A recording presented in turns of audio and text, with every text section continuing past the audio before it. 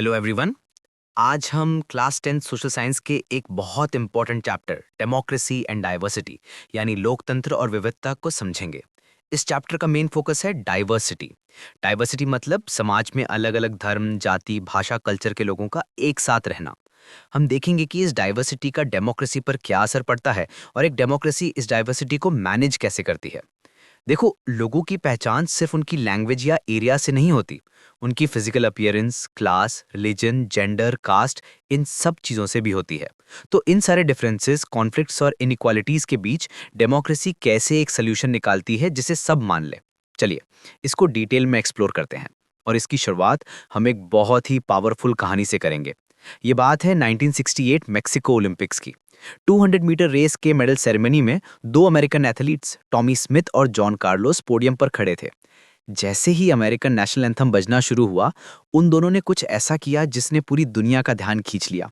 उन्होंने अपने सर झुका लिए और हाथ में काले ग्लव्स पहनकर अपनी मुट्ठियां हवा में उठा दी। ये एक साइलेंट प्रोटेस्ट था। उनके पैरों में जूते नहीं थे, सिर्फ काले मोजे थे। ये अमेरिका में रहने वाले ब्लैक लोगों की गरीबी को दिखाने का एक तरीका था। टॉमी स्मिथ ने अपने गले में एक काला मफलर पहना था, जो ब्लैक लोगों के सेल्फ रिस्पेक्ट का प्रतीक था। और जॉन कार्लोस ने काले मोतियों की एक माला पहनी थी, उन ब्लैक लोगों की याद में जिन्हें नस्ल भेद यानी रेशियल डिस्क्रिमिनेशन की वजह से मार दिया गया था।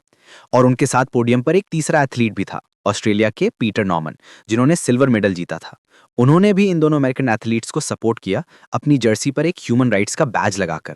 इस पूरे प्रोटेस्ट का मकसद था दुनिया का ध्यान अमेरिका में हो रहे रेशियल डिस्क्रिमिनेशन की तरफ लाना। लेकिन इंटरनेशनल ओलंपिक एसोसिएशन को यह बात पसंद नहीं आई। उन्होंने इसे एक पॉलिटिकल स्टेटमेंट माना और स्मिथ और कार्लोस से उनके मेडल्स वापस ले लिए गए। उन्हें ओलंपिक से निकाल दिया गया।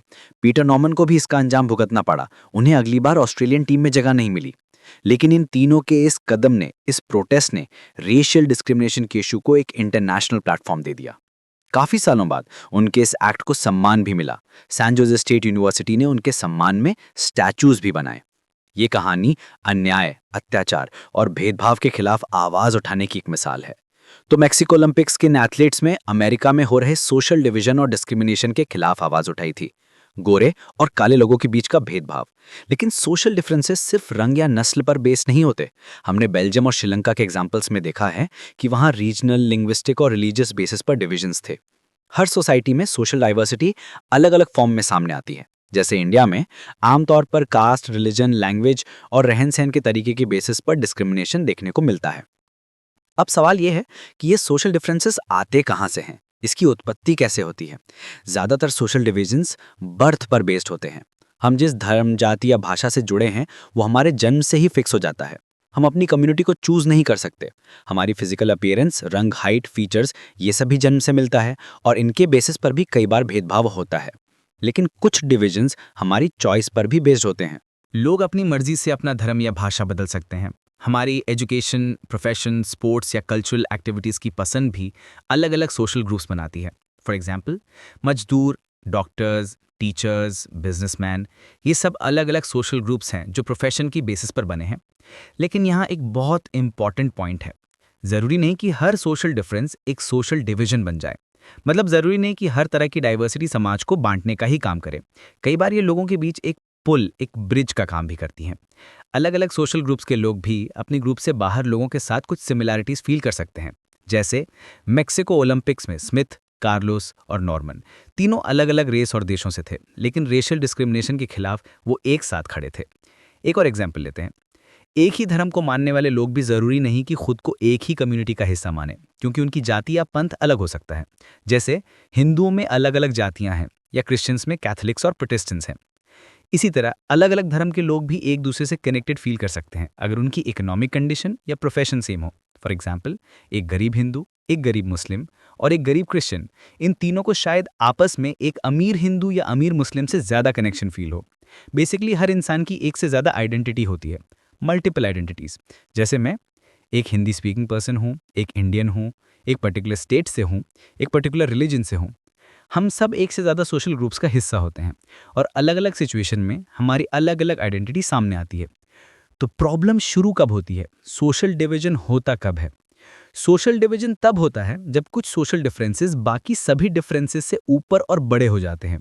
सोसाइटी में कॉन्फ्लिक्ट तब होता है जब लोग अपनी मल्टीपल आइडेंटिटीज में से किसी एक ही आइडेंटिटी पर फोकस करने लगते हैं। फॉर एग्जाम्पल, जब धर्म के नाम पर झगड़ा होता है तो लोग अपनी जाति, भाषा या नेशनल आइडेंटिटी सब भूल जाते हैं और सिर्फ अपनी रिलीजियस आइडेंटिटी पर फोकस करते हैं। अमेरिका में वाइट और ब्लैक लोगों के बीच का डिफरेंस एक सोशल डिवीजन इसलिए बन गया क्योंकि वहाँ ब्लैक लोग आमतौर पर गरीब हैं, बेघर हैं और डिस्क्रिमिनेशन का शिकार होते हैं। उन्हें लगता है कि उनकी गरीबी और इनइक्वालिटी का कारण उनका काला रंग है, जिससे उनके बीच एक रिजेंटमेंट बढ़ती है। इंडिया में भी दलित कम्युनिटी के साथ ऐसी ही सिचुएशन है, जहां वो अक्सर गरीब और लैंडलेस होते हैं और उन्हें कास्ट बेस्ड डिस्क्रिमिनेशन झेलना पड़ता है। इसे कहते हैं ओवरलैपिंग डिफरेंसेस। जब एक सोशल डिफरेंस जैसे कि रेस या कास्ट किसी दूसरे डिफरेंस जैसे कि इकोनॉमिक स्टेटस से जुड़ जाता है तो वो एक गहरा सोशल डिवीजन बन जाता है। इसका सबसे बेहतरीन एग्जाम्पल हम नॉर्दर्न आइलैंड और नीदरलैंड से समझ सकते हैं। नॉर्दर्न आइलैंड में क्रिश्चियनिटी के दो मेजर ग्रुप्स हैं, प्रोटेस्टेंट्स और कैथोलिक्स। प्रॉब्लम यह है कि वहाँ कैथोलिक ज़्यादातर गरीब हैं और उनके साथ भेदभाव होता है, जबकि प्रोटेस्टेंट्स ज़्यादातर अमीर हैं।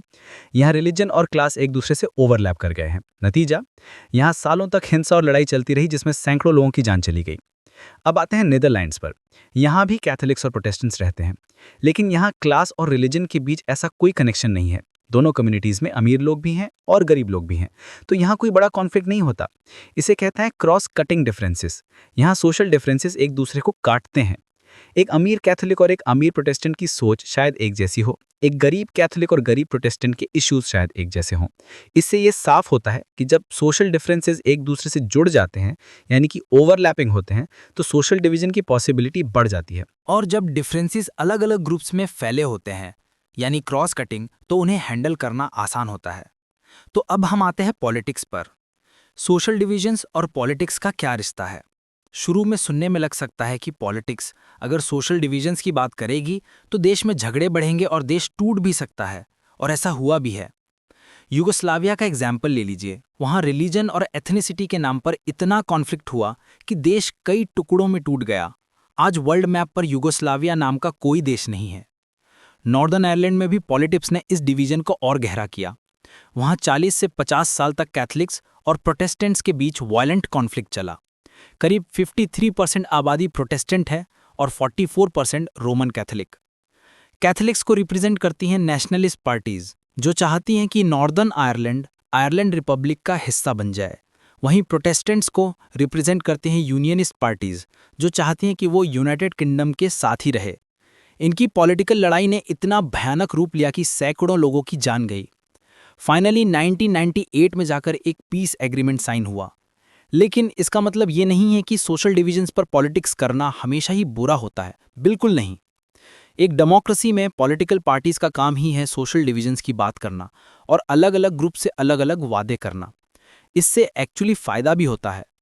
इंडिया में ही देख लीजिए, बीएसपी जैसी पार्टी दलित्स के इश्यूज उठाती है, एआईएमआईएम मुस्लिम्स के इंटरेस्ट की बात करती है। जब पार्टीज अलग अलग कम्युनिटीज़ के लिए काम करती हैं तो जो मार्जिनलाइज्ड ग्रुप्स हैं, जिनकी आवाज़ कोई नहीं सुनता, उन्हें रिप्रेजेंटेशन मिलता है। उनकी परेशानियां सरकार तक पहुंचती हैं। तो फिर ये डिसाइड कैसे होता है कि सोशल डिवीजन पर पॉलिटिक्स का आउटकम पॉजिटिव होगा या नेगेटिव? इसकी 3 मेन फैक्टर्स हैं। पहला फैक्टर, लोग अपनी आइडेंटिटी को कैसे देखते हैं। अगर लोग अपनी एक ही आइडेंटिटी को सबसे इंपॉर्टेंट और सबसे अलग मानते हैं, जैसे नॉर्दर्न आयरलैंड में प्रोटेस्टेंट या कैथोलिक होना, तो दूसरों के साथ कॉम्प्रोमाइज़ करना बहुत मुश्किल हो जाता है और कॉन्फ्लिक्ट बढ़ता है। लेकिन अगर लोग खुद को एक बड़ी नेशनल आइडेंटिटी का हिस्सा मानते हैं, जैसे बेल्जियम के लोग खुद को बेल्जियन मानते हैं या हम इंडियंस खुद को सबसे पहले इंडियन मानते हैं, तो कॉन्फ्लिक्ट की पॉसिबिलिटी कम हो जाती है। दूसरा फैक्टर, पॉलिटिकल पार्टीज उस कम्युनिटी की डिमांड्स को कैसे उठाती हैं। अगर पार्टीज कॉन्स्टिट्यूशन के दायरे में रहकर और देश की यूनिटी को ध्यान में रखते हुए डिमांड्स उठाती हैं तो उन्हें एक्सेप्ट करना आसान होता है। लेकिन अगर कोई पार्टी ऐसी डिमांड रखे जो देश की एकता के लिए खतरा हो, जैसे श्रीलंका में सिन्हलास का ये कहना कि देश सिर्फ उनका है, या कोई पार्टी ये कहे कि इंडिया सिर्फ हिंदुओं के लिए है, तो इससे कॉन्फ्लिक्ट और डिवीजन ही बढ़ेगा। और तीसरा सबसे इंपॉर्टेंट फैक्टर, सरकार का रिएक्शन क्या है। ये बहुत ज़रूरी है कि गवर्नमेंट अलग अलग कम्युनिटीज़ की डिमांड्स पर कैसे रिएक्ट करती है। बेल्जियम में गवर्नमेंट ने सभी कम्युनिटीज़ की मांगों को माना और पावर शेयरिंग की, जिससे वहाँ शांति बनी रही। इसके अपोजिट श्रीलंका में गवर्नमेंट ने एक कम्युनिटी की डिमांड्स को दबाने की कोशिश की और उन्हें इक्वल राइट्स नहीं दिए, जिसका नतीजा सिविल वॉर हुआ। याद रखिए, ताकत के दम पर यूनिटी बनाने की कोशिश अक्सर देश को तोड़ने की तरफ ले जाती है। तो हम इस सब से क्या समझे?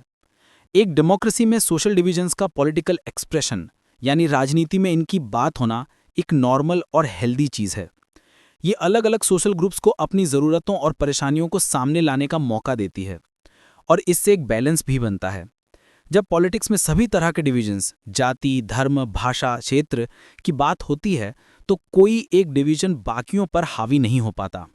एक डिवीजन दूसरे को काटता है, जिससे नॉर्दर्न आयरलैंड जैसी सिचुएशन नहीं बनती।